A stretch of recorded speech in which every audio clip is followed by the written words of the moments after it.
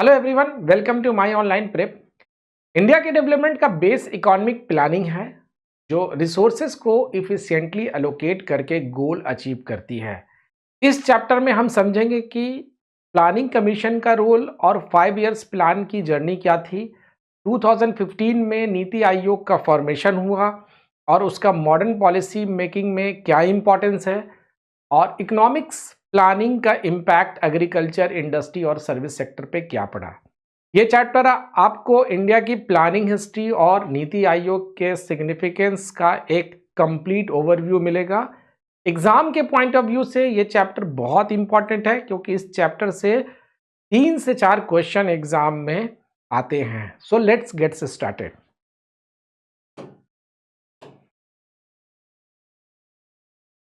Economic planning का मतलब क्या होता है? इकोनॉमिक प्लानिंग का मतलब होता है कि एक ऐसा प्रोसेस जिसमें रिसोर्सेज को सिस्टमैटिकली यूज करके बड़े इकोनॉमिक गोल को अचीव किया जाए।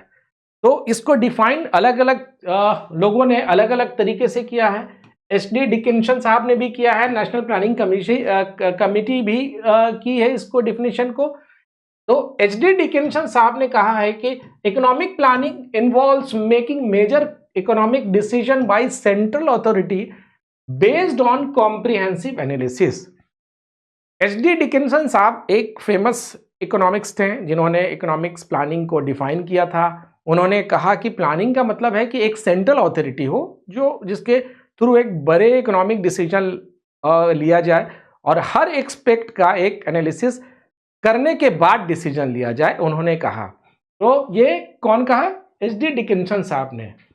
नेशनल प्लानिंग कमेटी 1938 में जो बनी थी उसने उसके accordingly economic planning is the technical coordination of resources to achieve social objectives including economics, cultural and human values. ये कमिटी जो नेशनल प्लानिंग कमेटी है ये 1938 में बनी थी। ये कमेटी सुभाष चंद्र बोस के इनिशिएटिव पे बनी थी। ये जो कमेटी है ये सुभाष चंद्र बोस जी के इनिशिएटिव पे बनी थी, नेताजी के, और इसके चेयरमैन थे पंडित नेहरू।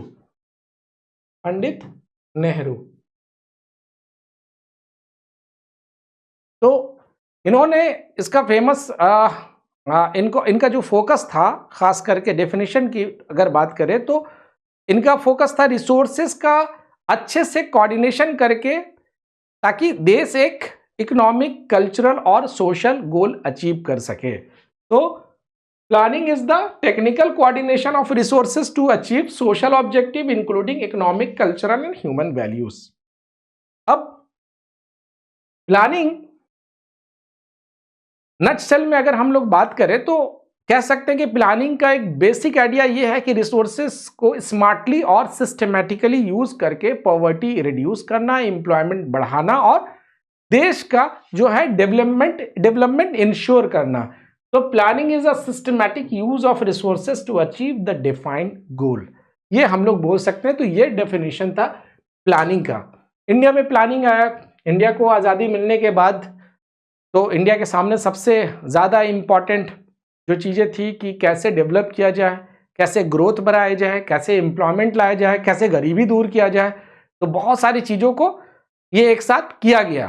तो हम लोग हर एक चीज़ को पहले देखेंगे। सबसे पहले हम लोग प्लानिंग पे ही बात करते हैं कि इकोनॉमिक प्लानिंग का एक मॉडल जो देश के गोल और रिसोर्सेस पर डिपेंड करता है।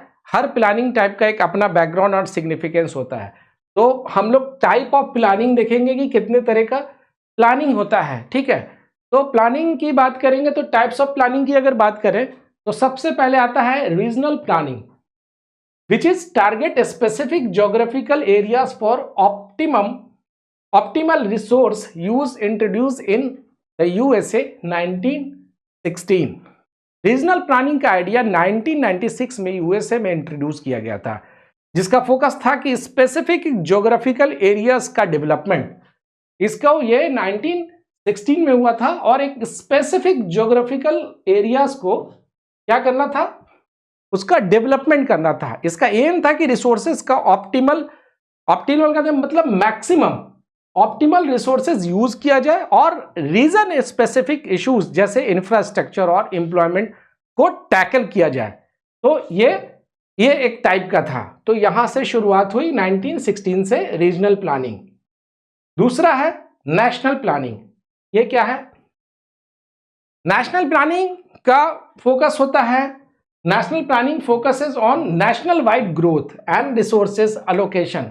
Soviet Union's first introduced 5-year plans in 1928 to 1933। National planning का फोकस नेशनल वाइड ग्रोथ और रिसोर्स एलोकेशन पे होता है।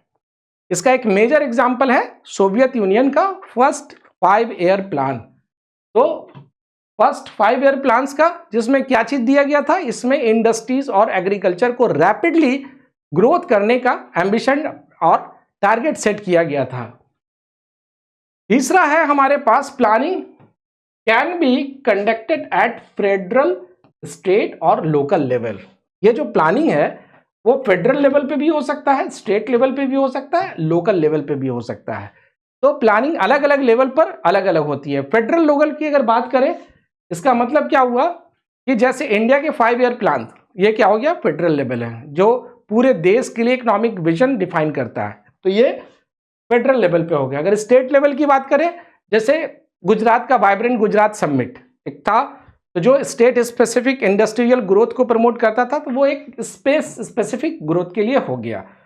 फिर अगर प्लानिंग लोकल लेवल की बात करें, तो पंचायती राज इंस्टीट्यूशन का जो ग्रास रूट लेवल पे प्लानिंग होता है वो हो गया लोकल लेवल पे। तो ये एक लोकल लेवल का प्लानिंग हो गया। अब centralize planning involves decision by single authority, while decentralized planning includes multiple stakeholder। यहां पे दो चीजें हैं, एक आप देखेंगे एक सेंट्रलाइज प्लानिंग होगी यहां से, और एक ठीक इसी के उल्टा एक डिसेंट्रलाइज प्लानिंग। इसमें क्या होता है? सेंट्रलाइज प्लानिंग में क्या होता है? सेंट्रलाइज प्लानिंग का मॉडल जो सोवियत यूनियन में पॉपुलर था उस वक्त, इसमें एक सिंगल अथॉरिटी डिसीजन लेती है। इंडिया में अर्ली जो 5 years प्लान सेंट्रलाइज अप्रोच का एक एग्जांपल है। जैसे सेकंड 5-year प्लान 1956 टू 1961 में हेवी इंडस्ट्री डेवलप करने का फोकस था। ये भी एक सेंट्रलाइज प्लानिंग था। डिसेंट्रलाइज प्लानिंग किसको कहते हैं? डिसेंट्रलाइज प्लानिंग किसको कहते हैं? इसमें मल्टीपल स्टेक होल्डर होते हैं। तो जैसे अगर decentralize planning grass root level पे पार्टिसिपेशन और स्टेक होल्डर के साथ कोलैबोरेशन पर फोकस होती है। इसका एग्जांपल आप ले सकते हैं केरला का जो पीपल प्लान कैंपेन था। केरला का पीपल प्लान कैंपेन 1996 में जो हुआ था, जिसमें लोकल बॉडीज को एम्पावर करके डेवलपमेंट प्रोजेक्ट इंप्लीमेंट किया गया था, तो वो एक पार्ट है। तो ये एक एग्जांपल क्या है? वो डिसेंट्रलाइज प्लानिंग का है। और क्या टाइप के होते हैं प्लानिंग? एक होता है शॉर्ट टर्म प्लानिंग जो फोकस करता है इमीडिएट गोल पे, while long term planning target sustained growth. यहां पे दो चीज, एक लॉन्ग टर्म प्लानिंग है, एक शॉर्ट टर्म प्लानिंग है। अब जो शॉर्ट टर्म प्लानिंग का है फोकस वो इमीडिएट गोल पर होता है, जैसे इन्फ्लेशन को कंट्रोल करना या नेचुरल डिजास्टर के बाद रिलीफ मेजर करना। ये सब क्या होता है? शॉर्ट टर्म होता है। अब जैसे इंडिया में अभी जो इमरजेंसी मॉनेटरी पॉलिसी जो कोविड के टाइम में हुआ, वो क्या था? वो एक तरह का शॉर्ट टर्म रिलीफ मिला था तो इकोनॉमी को रिकवरी करने के लिए। तो वो क्या है? शॉर्ट टर्म प्लानिंग था, कोविड का पैकेज। लॉन्ग टर्म की अगर बात करें तो लॉन्ग टर्म में ये सस्टेन ग्रोथ के लिए होती है, जिसमें इंफ्रास्ट्रक्चर और एजुकेशन जैसे एरियाज को टारगेट किया जाता है। इसमें क्या किया जाता है कि इंफ्रास्ट्रक्चर और एजुकेशन को टारगेट किया जाता है लॉन्ग टर्म में। जैसे ग्रीन रेवोल्यूशन, वो क्या था? वो एक लॉन्ग टर्म प्लानिंग था जिसका एक लॉन्ग टर्म एग्रीकल्चर प्रोडक्टिविटी को बढ़ाना था, तो वो एक एग्जांपल है। फिर आते हैं हम लोग सेक्टोरल प्लानिंग। ये क्या करता है? ये concentrate on single sector like agriculture और industry, while special planning develops regional based on population and activity distribution. यहां पे आप देखो एक सेक्टोरल प्लानिंग होता है। ये क्या होता है? Sectoral planning. Sectoral planning planning concentrate on single sector like agriculture और इंडस्ट्री। तो इस प्लानिंग का फोकस एक स्पेसिफिक सेक्टर पे होता है, जैसे इन एग्रीकल्चर या इंडस्ट्री पर होता है। एग्जाम्पल के लिए सेकेंड 5 ईयर प्लान की बात करें, जिसमें क्या था, हेवी इंडस्ट्री को डेवलप करना, तो वो क्या था, वो एक सेक्टोरल प्लानिंग था। अब अगर हम लोग बात करें कि special planning develops region based on population and activity distribution. Special planning specific region को डेवलप करने के लिए किया जाता है, जो पॉपुलेशन और एक्टिविटी डिस्ट्रीब्यूशन के हिसाब से डिसाइड होता है। अगर आपको याद होगा तो बैकवर्ड रीजन ग्रांट फंड हुआ था, बैकवर्ड रीजन ग्रांट फंड, ये एग्जाम्पल किस चीज का है, ये स्पेशल प्लानिंग का है, जो अंडर डेवलप्ड एरिया में ग्रोथ को प्रमोट करने के लिए किया गया था। फिर आते हैं हम लोग Indian economic planning combine centralize and decentralize effort for equitable growth and efficient resources use. अब ये क्या है, इंडिया का प्लानिंग मॉडल यूनिक है क्योंकि यहाँ सेंट्रलाइज और डिसेंट्रलाइज अप्रोच का कॉम्बिनेशन होता है। नीति आयोग का स्टेट सपोर्ट मिशन जो 2021 में आया था, स्टेट सपोर्ट मिशन 2021 में, इसमें ये स्टार्ट हुआ था। इसका एक एग्जाम्पल है, ये स्टेट को पॉलिसी बनाने और इम्प्लीमेंट करने में हेल्प करता है, जहां नेशनल और लोकल गोल का बैलेंस इंश्योर किया जाता है। तो ये क्या हो गया, क्या हो गया कि Indian economy planning combines centralize and decentralize both effort for equitable and growth and efficient resource use. तो ये थे टाइप्स ऑफ प्लानिंग। अब देखेंगे हम लोग कि इसके ऑब्जेक्टिव क्या हैं, इकोनॉमिक प्लानिंग की ऑब्जेक्टिव्स क्या होती है। तो अगर ऑब्जेक्टिव की बात करें तो इकोनॉमिक प्लानिंग का एक ही एम होता है, बल्कि ये मल्टीपल ऑब्जेक्ट एम एक ही होता है, बल्कि ये मल्टीपल ऑब्जेक्टिव को अचीव करने के लिए डिजाइन किया जाता है। प्लानिंग का जो एम तो एक होता है, ऑब्जेक्टिव अलग अलग होता है। जैसे पहला अगर हम लोग बात करें तो वो है ग्रोथ, इन सबका गोम है, ये एम है ग्रोथ, एम एक ही है, ऑब्जेक्टिव अलग अलग है, ठीक है। अब आते हैं economic growth, AIIMS for sustainable growth in output level. Planning का प्राइमरी फोकस होता है सस्टेनेबल ग्रोथ इंश्योर करना। ग्रोथ सिर्फ जीडीपी नंबर में भी नहीं, बल्कि इंडस्ट्रियल आउटपुट में, एग्रीकल्चर में और सर्विसेज के एक्सपेक्ट में भी होना चाहिए। ऐसा नहीं कि जीडीपी का नंबर बढ़ गया तो बहुत सारी चीज़ें, मतलब उससे ही है कि भाई ग्रोथ हो रहा है। ग्राउंड लेवल पे हर सेक्टर में वो ग्रोथ दिखना चाहिए। जैसे अगर बात करें पीएम गति शक्ति योजना, पीएम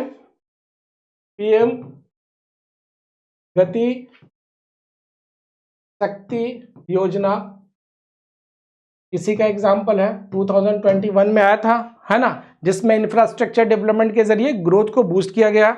तो वो एक चीज है। दूसरा है कि पॉवर्टी एलिविएशन, ये क्या होता है, implement progress to reduce poverty. इसका इंप्लीमेंटेशन क्यों होता है कि पॉवर्टी को रिड्यूस करना एक बड़ा चैलेंज होता है। ऐसे नहीं हो जाता है कि आप कुछ एक स्टिक उठाए घुमा दिए और पॉवर्टी कम हो गई। ये एक बहुत प्लानिंग चलती है उसके लिए, और एक लॉन्ग टर्म ये एक प्लानिंग होती है। तो अगर आप देखेंगे एक मनरेगा क्या है, MG, ये एग्जाम्पल है इसका, क्योंकि आपको एम्प्लॉयमेंट गारंटी मिलती है 100 डेज के लिए, जो रूरल हाउस होल्ड को एम्प्लॉयमेंट देकर के पॉवर्टी को टैकल किया जाता है। तो एक एग्जाम्पल है। तो ये भी एक क्या है, ये भी एक इकोनॉमिक्स प्लानिंग का ऑब्जेक्टिव है। फिर आते हैं एम्प्लॉयमेंट जनरेशन, ये क्या है, address unemployment as a part of poverty alleviation effort. ये क्या है, तो इस तरह के जो प्लानिंग का एम है वो अनएम्प्लॉयमेंट को कम करना और नए जॉब क्रिएट करना होता है। एम्प्लॉयमेंट जनरेशन पॉवर्टी रिडक्शन के एफर्ट को एक इंटीग्रल पार्ट है इसका, ठीक है। फिर आते हैं सोशल जस्टिस। सोशल जस्टिस क्या है, सोशल जस्टिस है इकोनॉमिक इनइक्वलिटीज को कम करना और हर इंडिविजुअल और रीजन को इक्वल अपॉर्चुनिटी देना। प्लानिंग को प्लानिंग का कोर फोकस होता है। जैसे बैकवर्ड स्टेट में टारगेटेड डेवलपमेंट प्रोग्राम, आप उसका एक एग्जांपल है। तो social justice reduce economics inequalities at interpersonal and regional level पे भी है। और इसका एग्जांपल क्या है, जैसे एस्पिरेशनल डिस्ट्रिक्ट प्रोग्राम 2018 में आया था, जो बैकवर्ड डिस्ट्रिक्ट के डेवलपमेंट पर फोकस था, वो इसका एक एग्जांपल है। ठीक है, अब बात करते हैं सेल्फ रिलायंस की बात करते हैं। ये भी इकोनॉमिक प्लानिंग है जो build an economic independent of foreign dominance while integrating globally. मतलब कि सेल्फ रिलायंस, आत्मनिर्भर भारत जैसे इनिशिएटिव सेल्फ रिलायंस को प्रमोट करते हैं, जिसमें इंडिया अपने डोमेस्टिक रिसोर्सेज को यूटिलाइज करके फॉरेन डिपेंडेंसी को कम करे। एग्जाम्पल इसका एक है मेक इन इंडिया। ये मेक इन इंडिया ये एक एग्जाम्पल है। फिर है एक modernization, focus on industrialization, modern farming and gender equality. तो मॉडर्नाइजेशन का मतलब है कि नए टेक्निक और टेक्नोलॉजी का यूज करके सिस्टम को बेटर बनाना। एग्जाम्पल के लिए ग्रीन रेवोल्यूशन 1960 में जो शुरू हुआ, इसमें एग्रीकल्चर को क्या किया गया, मैकेनाइज्ड बनाया गया, जिसमें ट्रैक्टर और एडवांस इरिगेशन सिस्टम को यूज किया गया और फार्मिंग को और ज्यादा इफिशिएंट बनाया गया। तो ये एक एग्जाम्पल है इकोनॉमिक प्लानिंग का ऑब्जेक्टिव का। तो ये सारे ऑब्जेक्टिव अचीव करने के लिए ये सारे इकोनॉमिक प्लानिंग बनाए जाते हैं। History of economic planning in India. History of economic planning in India की बात करें तो by 1930s India decided to follow a plan economy and in the early 1950 5-year plan were introduced. 1930 में India में economic planning का idea first time emerge हुआ, जब freedom fighters और इकोनॉमिक्स ने देखा कि ब्रिटिश की जो पॉलिसी है उससे देश के रिसोर्सेस को एक्सप्लॉयटेशन मिल रहा है, एक्सप्लॉयट कर रहे हैं। तो सुभाष चंद्र बोस और जवाहरलाल नेहरू जैसे लीडर ने सोवियत स्टाइल में प्लानिंग को एक मॉडल के रूप में सजेस्ट किया। इनिशिएटिव सुभाष चंद्र बोस जी का था और पंडित नेहरू जी का, उसमें वो चेयरमैन थे उस कमिटी के। तो वो प्लान इकोनॉमी की शुरुआत वहां से हुई। फर्स्ट 5-year प्लान 1950 में शुरू हुआ है। 1947 में इंडिपेंडेंस के बाद इंडिया को अपने डेवलपमेंट के लिए एक स्ट्रक्चर फ्रेमवर्क की जरूरत थी। 1951 में फर्स्ट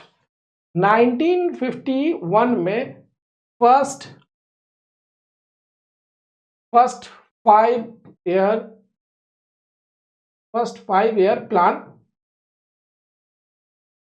वाज इंट्रोड्यूस्ड। ये सबसे पहले इंट्रोड्यूस हुआ, जो एग्रीकल्चर और इरिगेशन के डेवलपमेंट पे फोकस था। दो चीजों पे, एक एग्रीकल्चर, दूसरा इरिगेशन पे फोकस था। ये प्लान रशिया के 5-year प्लान से इंस्पायर्ड था। ये प्लान किससे था? सोवियत संघ के रशिया के 5 year प्लान से इंस्पायर्ड होकर के इसको बनाया गया था। ड्यूरिंग वॉर्स और crisis India use plan holiday early plan. अब प्लान हॉलीडे क्या होता है? प्लान हॉलीडे का मतलब है, इसका मतलब है प्लान हॉलीडे की बात है, इसका मतलब है क्या होता है? इसका मतलब होता है क्राइसिस पीरियड। ये क्या होता है? क्राइसिस पीरियड था। ये क्राइसिस पीरियड, ये क्राइसिस पीरियड था जब वॉर या इकोनॉमी क्राइसिस होते हैं, जैसे इंडो चाइना वॉर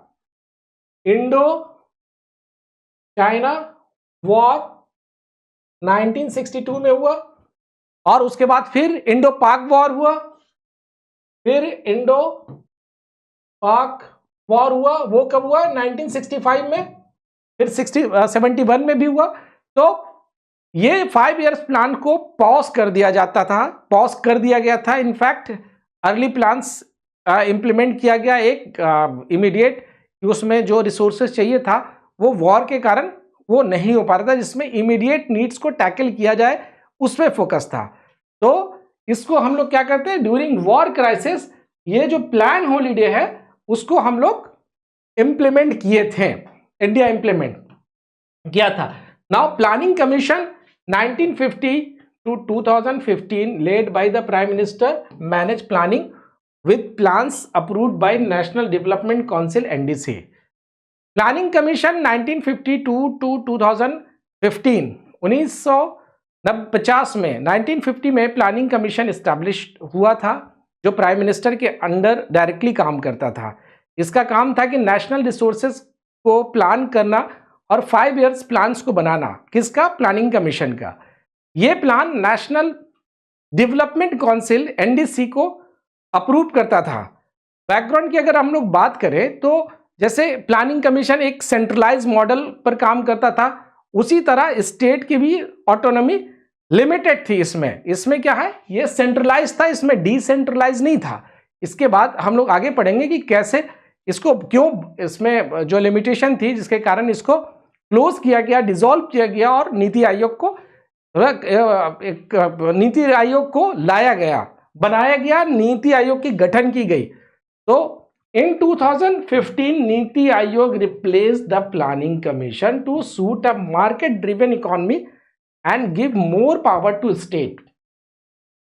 अब क्या था कि 2015 में सेंट्रलाइज अप्रोच, अभी क्या था, जो प्लानिंग कमीशन था वो एक सेंट्रलाइज अप्रोच था, उसमें स्टेट का इन्वॉल्वमेंट कम होता था और ये एक तरह का बेस था कि जो मैंने बोल दिया वही सब चीज है। अब अलग अलग स्टेट की अलग अलग इश्यूज थे, तो 2015 में सेंट्रलाइज अप्रोच को मॉडर्न मार्केट ड्रिवन अप्रोच से रिप्लेस करते हुए नीति आयोग का गठन कर दिया गया, स्टैब्लिश कर दिया गया। नीति आयोग का फोकस कोऑपरेटिव फेडरलिज्म पर था, मतलब एक दूसरे पे, मतलब स्टेट का और सेंटर का कोऑपरेटिव फेडरलिज्म पे था, जिसमें स्टेट और सेंटर मिलकर प्लानिंग और एग्जीक्यूशन करते हैं। ये फ्लेक्सिबिलिटी और पार्टिसिपेटरी मॉडल था, इसकी जरूरत थी जो प्लानिंग कमीशन में नहीं थी। तो NITI Aayog works to bring state together, support government and promote inclusive development. ये नीति आयोग का क्या था, एजेंडा था। अब हम लोग यहाँ पे नीति आयोग को डिटेल से हम लोग आगे पढ़ेंगे। अभी हम लोग जितने भी 5 इयर्स प्लान हुए हैं उस पर एक बार डिस्कस करेंगे, कैसे क्या क्या हुआ, ठीक है। तो 5 इयर्स प्लान की अगर बात करें उसमें ऑब्जेक्टिव क्या था और उसके अचीवमेंट क्या क्या हुए हैं, इसको देखेंगे। सबसे पहले बात करते हैं हम लोग फर्स्ट 5 इयर्स प्लान की, जो 1951 टू 56 में हुआ था। इसकी ऑब्जेक्टिव यह थी कि food self sufficiency, refugee rehabilitation, irrigation and inflation control. Target इसमें था 2.5% का ग्रोथ, लेकिन एक्चुअल जो ग्रोथ हुआ था वो 3.6 का हुआ था। Established 5 IITs। इंडिपेंडेंस के बाद इंडिया को पॉवर्टी, अनएम्प्लॉयमेंट और फूड शॉर्टेज जैसे बड़े चैलेंजेस का सामना करना पड़ा। इंफ्रास्ट्रक्चर और एग्रीकल्चर काफी वीक थे उस टाइम में, और पार्टीशन के बाद रेफ्यूजी क्राइसिस का प्रॉब्लम भी बढ़ गया था। तो सोवियत यूनियन की जो 5 इयर्स प्लान है उससे इंस्पायर्ड होकर इंडिया ने एक स्ट्रक्चर प्लानिंग का एक फ्रेमवर्क अडॉप्ट किया। पहला प्लान एग्रीकल्चर और इरिगेशन पे फोकस था और हैरोल्ड डॉमर मॉडल, याद रखिएगा, हैरोल्ड डॉमर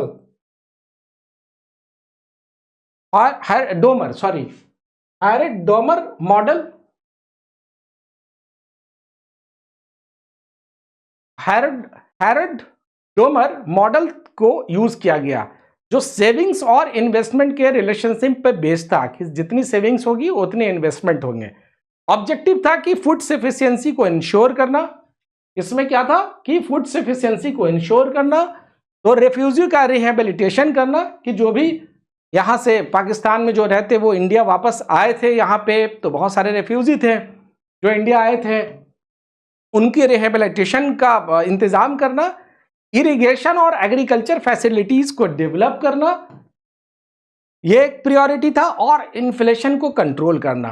टारगेट था 2.5% अचीव करने का, उससे अच्छे ही ग्रोथ हुआ, एक्चुअल ग्रोथ 3.6 था। अब क्या है कि इसमें जब इरिगेशन और ये सारी चीज हुआ तो उस टाइम में जो इरिगेशन प्रोजेक्ट था वो 2 अहम प्रोजेक्ट था जो उस टाइम में स्टैब्लिश किए गए। एक बाकड़ा नंगल डैम, बाकड़ा नंगल डैम वो स्टैब्लिश हुआ, और हीराकुंड डैम, याद रखिएगा, हीराकुंड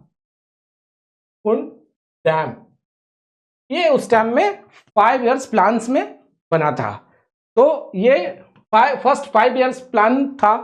सेकंड 5 इयर्स प्लान की बात करें कि फिर उसके बाद इसकी प्रायोरिटी थी कि 5 साल का टारगेट है, अचीवमेंट टारगेट ये है, अचीवमेंट ये करना है, और एजेंडा हमारा ये है। सेकंड 5 इयर्स प्लान 1956 टू 1961, इस प्लान में क्या था, इसकी ऑब्जेक्टिव थी कि रैपिड इंडस्ट्रियलाइजेशन और focus on heavy industries and capital goods.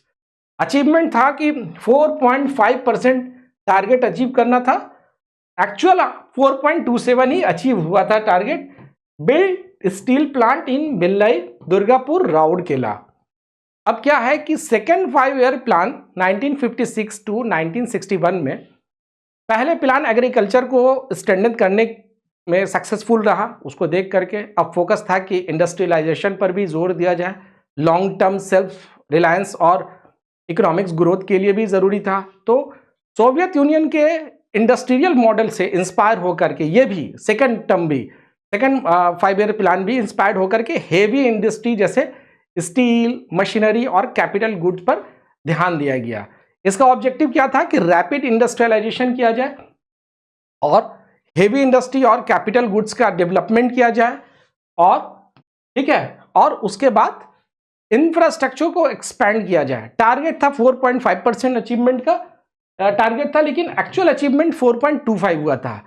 जो मेजर प्लांट बने, भिलाई था, ये मेजर प्लांट के ये यूएसएसआर से कोलैबोरेशन हुआ था। दुर्गापुर जो था वो कहां से, यूके से कोलैबोरेशन था इसका, और राउरकेला जो था वो जर्मनी से था। ये क्या था, जर्मनी से इसका कोलैबोरेशन था। तो इंफ्रास्ट्रक्चर और इंजीनियरिंग इंडस्ट्री का बेस ऐसे डेवलप हुआ हमारे सेकेंड 5 ईयर प्लान में। अब हम लोग देखेंगे थर्ड प्लान में। थर्ड प्लान का क्या ऑब्जेक्टिव था कि बूस्ट करना था नेशनल इनकम को, एग्रीकल्चर सेल्फ सफिशिएंसी और एक्सपेंड इंडस्ट्रीज। टारगेट था 5.6%, अचीवमेंट हुआ 2.4%। क्यों? क्योंकि wars and drought cause underperformance. 2 major war हुए थे, एक 1962 में और 1965 में। एक इंडो चाइना से पहले और फिर इंडो पाक से हुए थे, जिसके कारण टारगेट था 5.6, 2.4% ही अचीव कर पाए थे। तो ये थर्ड में था। इसमें अचीवमेंट तो कुछ खास रहा नहीं, लेकिन इंडो पाक वॉर के कारण और इंडो चाइना वॉर के कारण ये जो टारगेट था वो नहीं अचीव हुआ। लेकिन इसमें एक चीज क्या हुआ, कि ग्रीन रेवोल्यूशन यहां से शुरू हुआ। ये जो हाई यील्ड वैरायटी सीड्स और फर्टिलाइजर का इंट्रोडक्शन इसमें ही हुआ था। ग्रीन रेवोल्यूशन यहीं से आया था, ग्रीन रेवोल्यूशन यहीं से आया था 1960 में, जिसमें हाई यील्ड वैरायटी सीड्स और केमिकल फर्टिलाइजर्स का इंट्रोड्यूस एग्रीकल्चर में एक मेजर माइलस्टोन है इसका अचीवमेंट। तो ये कहां, थर्ड प्लान की बात है। अब आते हैं कि उसके बाद प्लान जो है वो प्लान हॉलीडे में कन्वर्ट हो गया। 1965 में इंडो पाक वॉर और सीवियर ड्राउट के वजह से इकोनॉमिक काफ़ी इम्पैक्ट हुई कि एक तो बाढ़ का मार झेल रहा था देश हमारा, उसके बाद सूखा पड़ गया, उससे और इकोनॉमी इम्पैक्ट हो गई। तब फाइनेंशियल कॉन्स्ट्रेंट के कारण 5 इयर्स प्लान को पॉज कर दिया गया, सस्पेंड कर दिया गया, और एनुअल प्लान्स को अडॉप्ट कर लिया गया कि भाई अब क्या है कि हम 5 साल पे नहीं 1 साल का ही टारगेट रखते हैं। इसी टारगेट में हाई सीड्स फर्टिलाइजर को यूज प्रमोट किया गया कि जितने होंगे भाई हम लोग अपने ही पैदावार को ज़्यादा बढ़ाते हैं, और इरिगेशन और सॉइल कंजर्वेशन प्रोजेक्ट पे फोकस किया जाए। तो इस सारी चीज को हम लोग, ये क्राइसिस प्लान होता है ये, ठीक है। इसमें इस वाले ऑब्जेक्टिव क्या था 1962 तो 3 साल के लिए ये प्लान हॉलीडे किया गया। ऑब्जेक्टिव था high seeds, fertilizer use, irrigation and soil conservation. Achievement था कि annual plans due to financial challenges post war. तो इसमें ऐसा कुछ खास अचीवमेंट के लिए डाला नहीं गया था, सिर्फ एनुअल प्लान्स को लॉन्च किया गया था जो शॉर्ट टर्म गोल्स को एड्रेस करने के लिए था। अब हम लोग बात करेंगे फोर्थ प्लान की, फोर्थ 5 इयर्स प्लान। ये क्या, इसमें ऑब्जेक्टिव क्या था? ऑब्जेक्टिव था कि growth with stability, self reliance. Target था 5.6%, एक्चुअल 3.3% आया था। Impacted by drought and Indo पाक वॉर। ये पाकिस्तान, पहले तो 1965 में वॉर हुआ इंडो पाक, उसके बाद 90 इंडो पाक हुआ। तो मतलब कि हम अपने दुख से ज्यादा दुखी नहीं हैं, हम आपके सुख से ज्यादा दुखी हैं। ये उसी का एग्जाम्पल है। एनीवे, तो ये टारगेट था 1960 में कि जैसे वॉर और ड्रॉट के बाद इकोनॉमिक का जो स्टेबलाइज करना, सेल्फ रिलायंस अचीव करना जरूरी था। इस प्लान का फोकस पॉवर्टी को रिड्यूस करना था कि पॉवर्टी किसी तरह कम हो जाए।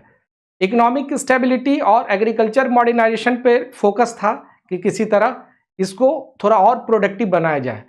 लेकिन 1971 का जो इंडिया पाकिस्तान का जो वॉर हुआ, बांग्लादेश लिबरेशन का जो उसके लिए लड़ा गया, तो उसके बाद आए रेफ्यूजीज क्राइसिस ने इकोनॉमिक्स रिसोर्सेज को डाइवर्ट कर दिया। इतने सारे रेफ्यूजीज आए कि डाइवर्ट कर दिया। अब उसकी वजह से जो प्लान का जो टारगेट था वो अचीव करना एक चैलेंजिंग जॉब था, तो वो नहीं हो पाया। तो इसमें जो अचीवमेंट ऑब्जेक्टिव क्या था इस प्लान का, एक growth with stability, self reliance तो था ही, पॉवर्टी रिडक्शन और एम्प्लॉयमेंट क्रिएशन भी था जो अचीव नहीं हुआ। टारगेट था 5.6% का, एक्चुअल अचीव हुआ 3.3%।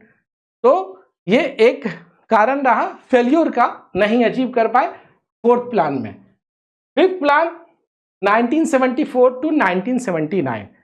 तो 1970 में इंडिया को पॉवर्टी इराडिकेशन और इकोनॉमिक सेल्फ रिलायंस पर फोकस करना जरूरी था। तो उसी टाइम में इंदिरा गांधी ने एक नारा दिया, गरीबी हटाओ।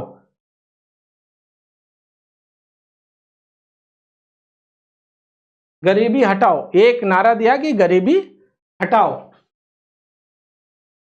तो इसकी ऑब्जेक्टिव थी क्या कि poverty reduction, self reliance, green revolution boost. Achievement क्या रहा? टारगेट था 5.2%, एक्चुअल हुआ था 5.5%। बैंक भी जो 1969 में यहाँ पे ये नेशनलाइज कर दिए गए थे सारे बैंक तो यहीं पे नेशनलाइज हो गए थे, लेकिन यहाँ पे नेशनलाइज कर दिए गए बैंक भी 1969 में फाइनेंशियल इंक्लूजन के कारण। तो 1970 में इंडिया को पॉवर्टी इराडिकेशन और इकोनॉमिक सेल्फ रिलायंस पर फोकस करना जरूरी था, क्योंकि वॉर के कारण बुरी तरह से जो ऑब्जेक्टिव थी वो अचीव नहीं हो पाई। इंदिरा गांधी ने गरीबी हटाओ का स्लोगन के अंदर मतलब ये नारा दिया और इसको डिजाइन किया और ग्रीन रेवोल्यूशन को और बूस्ट किया। साथ ही बैंकिंग सेक्टर को रिफॉर्म को इम्प्लीमेंट किया गया कि इसको रिफॉर्म किया जाए और इंक्लूसिव ग्रोथ के लिए इसको ज्यादा किया गया, क्योंकि ये इंपॉर्टेंट भी था। ऑब्जेक्टिव था कि पॉवर्टी को दूर किया जाए, ग्रीन रेवोल्यूशन को का और एक्सपेंशन किया जाए, इंफ्रास्ट्रक्चर और रूरल डेवलपमेंट को थोड़ा और मजबूत किया जाए। टारगेट था 5.2%, अचीवमेंट हुआ 5.5%। तो इसमें बैंक नेशनलाइजेशन का, फाइनेंशियल इंक्लूजन और रूरल क्रेडिट एक्सेस बढ़ाया गया कि गांव तक बैंकिंग पहुंचे, नेशनलाइज किया जाए। ग्रीन रेवोल्यूशन के थ्रू फूड को ग्रेन प्रोडक्शन में थोड़ा सा ग्रोथ मिला, इसीलिए 5.5% ग्रोथ रेट रहा है। अब बात करते हैं सिक्स्थ प्लान की।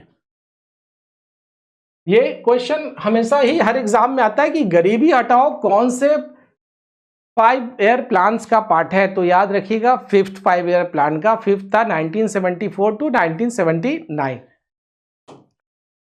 सिक्स्थ प्लान में ऑब्जेक्टिव क्या था कि जो नारा दिया है गरीबी हटाओ, rural poverty reduction through targeted programme, इसको जो प्रोग्राम है उसको टारगेटेड किया जाए, अचीवमेंट ग्रोथ 5.5%, इम्प्लीमेंटेड IRDP।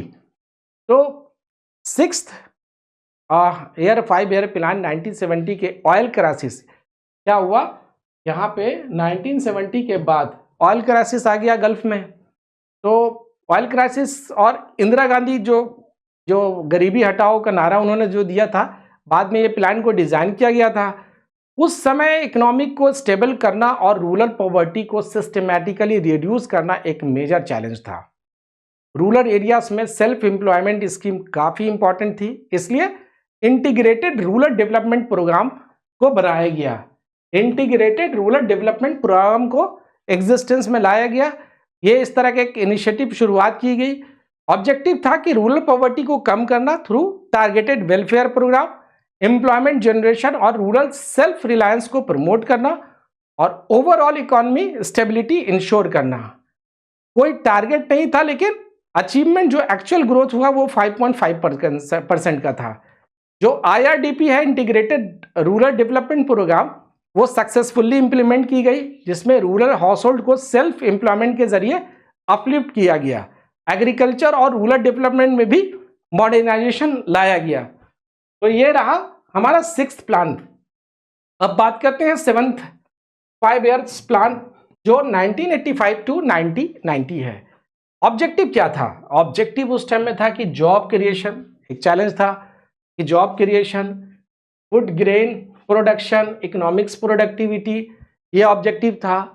अब क्या है कि 1984 में तो इंदिरा जी का रही नहीं, तो राजीव गांधी ने गद्दी संभाला, प्राइम मिनिस्टर बने। तो राजीव गांधी जी के लीडरशिप में ये प्लान इकोनॉमिक रिफॉर्म और यूथ एम्प्लॉयमेंट पर फोकस करने के लिए लाया गया। इस समय एम्प्लॉयमेंट जनरेशन और प्रोडक्टिविटी इंप्रूवमेंट मेजर प्रायोरिटीज थे। रूरल और अर्बन एरियाज में रोजगार बढ़ाने के लिए जवाहर रोजगार योजना जैसे वेलफेयर का प्रोग्राम का किया गया। तो इसी में ही मतलब सेवेंथ, याद रखिएगा, सेवेंथ में जवाहर रोजगार योजना लाया गया। किसके थ्रू? राजीव गांधी।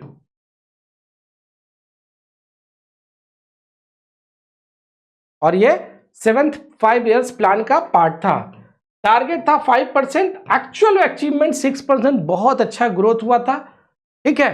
तो अनएम्प्लॉयमेंट का रिडक्शन टारगेट था कि ऑब्जेक्टिव अपना ये था कि जो अनएम्प्लॉयमेंट है उसको थोड़ा रिड्यूस किया जाए, फूड ग्रेन का प्रोडक्शन को प्रमोट किया जाए, इकोनॉमिक्स प्रोडक्टिविटी और रूरल डेवलपमेंट इंश्योर करना और inclusive growth through regional planning और रिसोर्सेस एलोकेशन से थोड़ा इसको बढ़ाया जाए। टारगेट 5% था, अचीवमेंट 6% हुआ था। जवाहर योजना 1989 में शुरुआत हुई थी। इसकी शुरुआत रूरल एम्प्लॉयमेंट क्रिएट करने की मदद की गई कि इससे किसी तरह रूरल एम्प्लॉयमेंट बढ़े।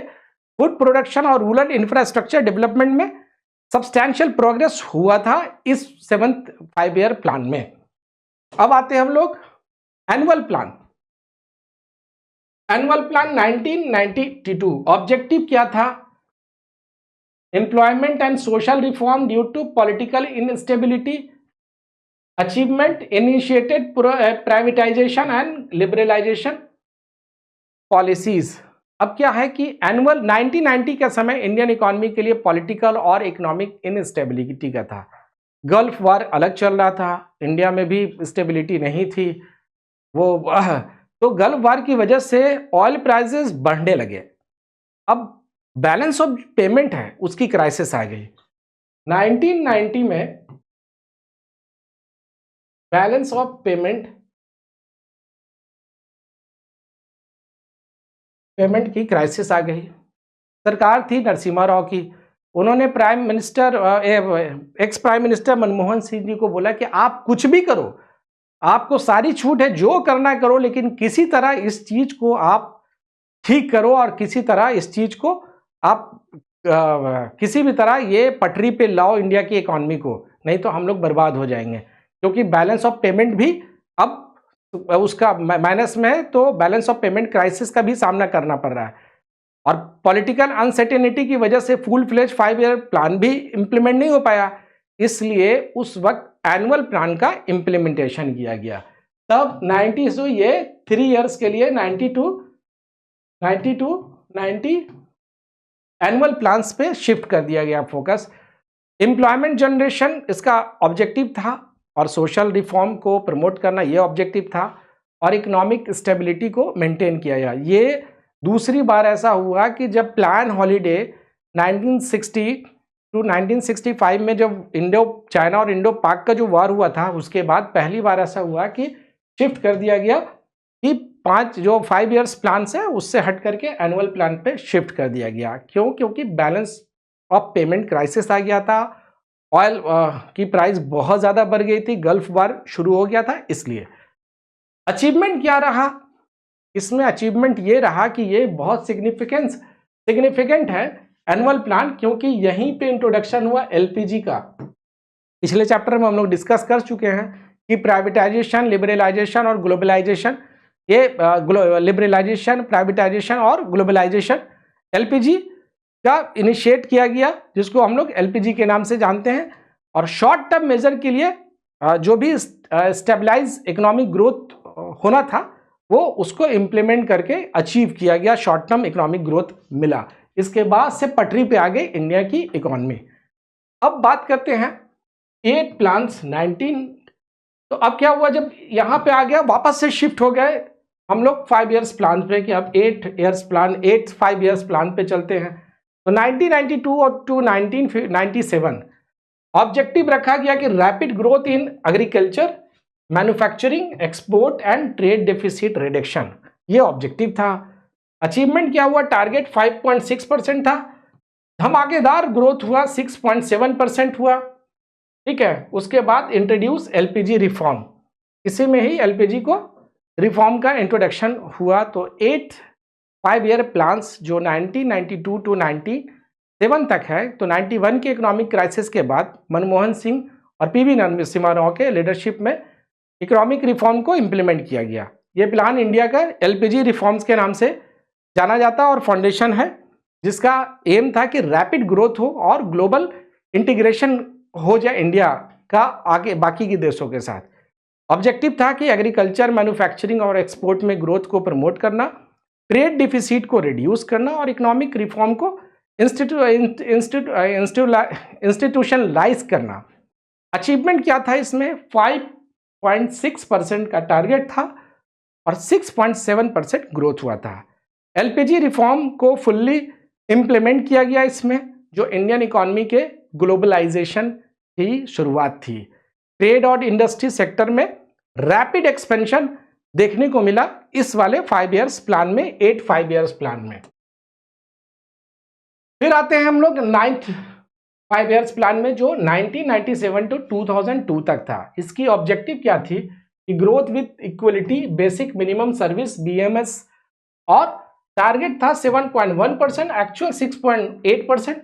फिजिकल कंसोलिडेशन प्रायोरिटाइज्ड, मतलब कि 9th 5 इयर्स प्लान 1997 टू 2002, 1990 के एलपीजी रिफॉर्म के बाद इंडियन इकोनॉमी ग्लोबलाइजेशन की तरफ बढ़ रही थी, लेकिन इन इक्वलिटीज और पॉवर्टी को एड्रेस करना अभी भी एक बड़ा चैलेंज था।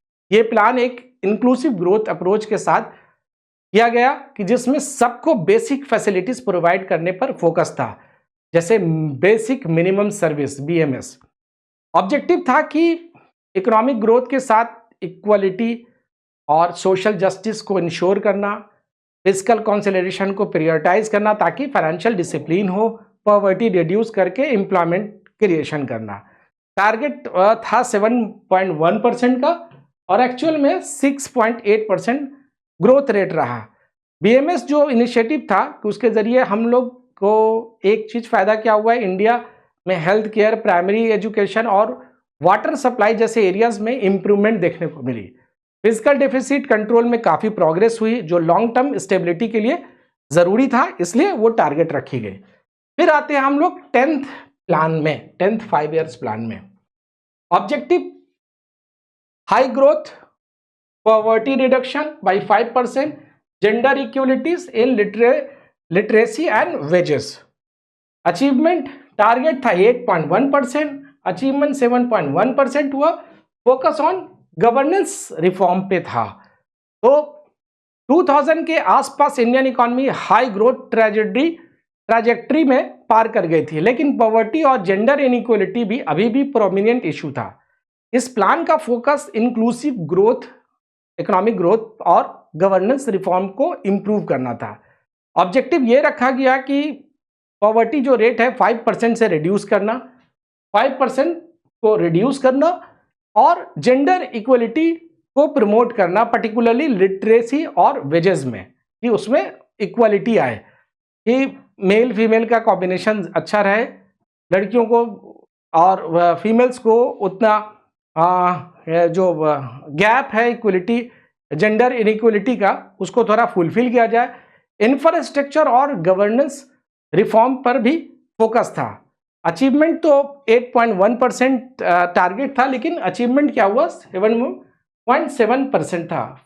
गवर्नेंस रिफॉर्म की बात करें तो मतलब गवर्नेंस रिफॉर्म से ट्रांसपेरेंसी और अकाउंटेबिलिटी में भी इंप्रूवमेंट मिला इस 10th 5 इयर्स प्लान में। अब बात करेंगे 11th 5 years plan 2007 to 2012। Objective क्या था? ऑब्जेक्टिव था कि इंक्लूसिव ग्रोथ हो, एड्रेस इन्फ्लेशन बहुत बढ़ गया था उस टाइम में, और फिजिकल कंसर्न था। ये ऑब्जेक्टिव था कि अगले 5 साल तक इस पे फोकस करना है। टारगेट था कि ग्रोथ रेट 9% से हो, लेकिन एक्चुअल 7.1% हुआ। एम्फेसाइज सोशल सेक्टर इन्वेस्टमेंट, ये था टारगेट। इसमें 11 5 इयर्स प्लान में। तो 2000 के दौरान इंडिया की हाई ग्रोथ जो इकोनॉमी तो बन चुकी थी, लेकिन रीजनल डिस्पैरिटी और सोशल इनइक्वलिटीज अब भी एग्जिस्ट कर रहा था। ये प्लान का फोकस इंक्लूसिव ग्रोथ पर था, जिसमें हर सेक्शन को इकोनॉमिक बेनिफिट मिलना था। तो ये जो टारगेट था, ये टारगेट 9% का था, लेकिन एक्चुअल 7.5% का हुआ। सोशल सेक्टर में इन्वेस्टमेंट बढ़ाया गया, जिसमें सर्व शिक्षा अभियान, नेशनल रूरल हेल्थ मिशन का एक्सपेंशन हुआ। इसी में सर्व शिक्षा अभियान और national rural health mission, national rural health mission का एक्सपेंशन किया गया। पॉवर्टी और अनएम्प्लॉयमेंट रेट भी नोटिसेबली थोड़ा सा रिड्यूस हुआ। फिर आता है 12th प्लान 5 इयर्स प्लान। इसकी ऑब्जेक्टिव क्या थी कि faster inclusive and sustainable growth, agriculture 4%, manufacturing 10% and energy capacity boost किया जाए, ये टारगेट था। अचीवमेंट 8%, टारगेट 8% था, एक्चुअल अचीवमेंट 6.7% हुआ। Address energy, water and infrastructure needs. तो 12th 5 इयर्स प्लान जो कि 2012 to 2017 था, इंडिया ग्लोबल इकोनॉमी स्लोडाउन के इफेक्ट से इफेक्ट हो रहा था। लेमन ब्रदर के कारण बहुत सारा हुआ, फिर मंदी आ गई, ग्लोबल ये आ गया, रिसेशन आ गया। लेकिन ग्रोथ का सस्टेनेबल और इंक्लूसिव बनाने की ज़रूरत थी वहाँ पे। ये एक ऐसा वक्त था जहाँ पे ये प्लान का फोकस जो है सस्टेनेबल डेवलपमेंट और इंफ्रास्ट्रक्चर इंप्रूवमेंट पे था। ऑब्जेक्टिव ये रखा गया कि इस प्लान में फास्टर और सस्टेनेबल ग्रोथ इंश्योर करना। एग्रीकल्चर का ग्रोथ जो है वो 4%, मैन्युफैक्चरिंग का 10% और एनर्जी सेक्टर पे फोकस था कि इसको भी ग्रोथ करना चाहिए, जैसे वाटर, एनर्जी और अर्बन इंफ्रास्ट्रक्चर को और बूस्ट करना। अचीवमेंट 8% टारगेट था, अचीवमेंट 6.7% ओवरऑल हुआ। एनर्जी कैपेसिटी और इंफ्रास्ट्रक्चर में मेजर इंप्रूवमेंट आए और रूरल डेवलपमेंट प्रोग्राम और सैनिटेशन स्कीम्स में सिग्निफिकेंट प्रोसेस को मिला। स्वच्छ भारत अभियान इसी का पार्ट था। तो स्वच्छ भारत अभियान